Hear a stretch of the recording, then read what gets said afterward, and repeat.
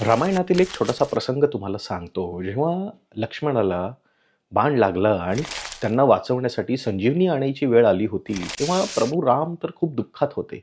आणि जेव्हा हनुमंताने सांगितलं, की ही औषधी मी घेऊन येईन. पण जर ही औषधी त्यांना आणताच आली नसती, तर काय झालं असतं?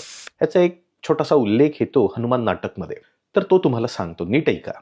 ते प्रभूला सांगतात, की तिथून मी पटकन जाऊन संजीवनी घेऊन येतो आणि तिथे जर मला ते मिळालं नाही, तर स्वर्गात जाऊन तिथून अमृत घेऊन येईन.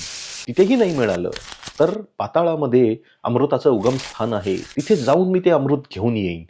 तेही नाही मिळालं, चंद्रातून अमृत काढीन आणि ते लक्ष्मणाला देईन.